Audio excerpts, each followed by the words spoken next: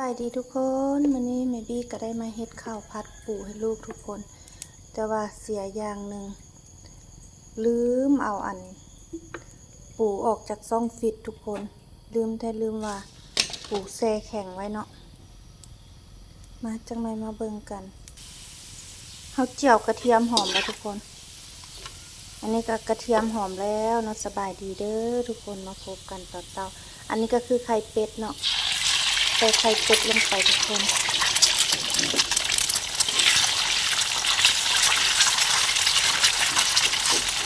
คนเลยเนาะ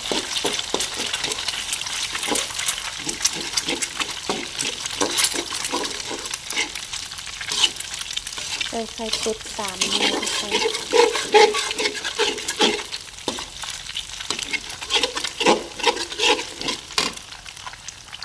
มาเบิ่งเนื้อปูของเขาทุกคนลืมเอาออกจากซองฟิตเนาะเอามาละลายน้ำก็จะได้ประมาณนี้ทุกคนจนเละเมื่อเนาะเนื้อปูเขาเนาะมาใส่เลยแบบนี้เนื้อปูนี่1/2 กิโลเนาะ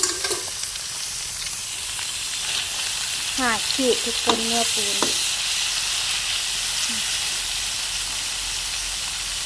นี่มัน5 ขีดเนาะ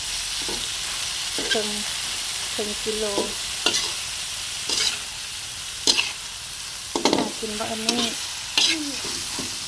พอพัดปูนี่เป็นเนื้อปูทุกคนปู1/2 กิโลเนาะโอ้ยขนาดหนากินเลยทุกคน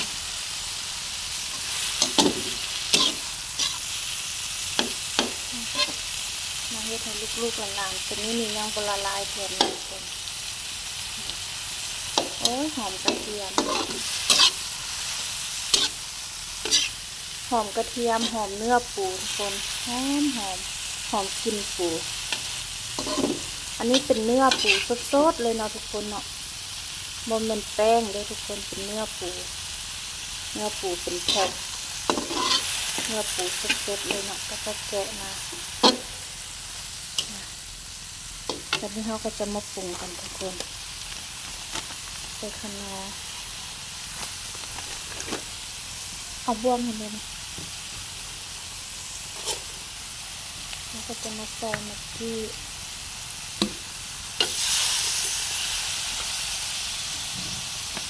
ต้องหวดขอบกระทะเลยทุกคนจะบดใส่น้ำตาลเนาะใส่เป็นนัวหน่อยนึงใส่แต่ใส่นี่แหละทุกคนข้าวผัดปูของเมดี้นะใส่แห้งบาดนะ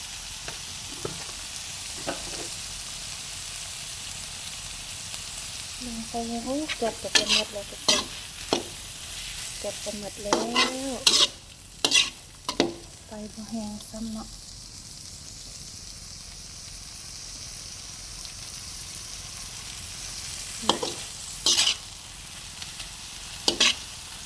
ข้าวผัดปูหน้าตาจะเป็นแบบนี้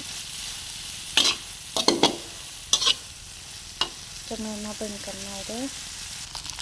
แบบนี้แล้วทุกคนเนื้อปูกับข้าวเป็นเนื้อเดียวกันเลยทุกคนมื้อหน้าแก้ตัวใหม่เนาะเบิ่งข้าวผัดปูเป็นเนื้อเดียวกับข้าวเลยก็บ่เป็นอย่างเนาะกระแซ่บคือเก่านี่กันโรยต้นหอมลงไปทุกคนบ๊ายบายเด้อข้าวผัดปูเนาะเอามาคนให้เบิ่งข้าวผัดปูกับข้าวเป็นเนื้อเดียวกันเลยบ๊ายบาย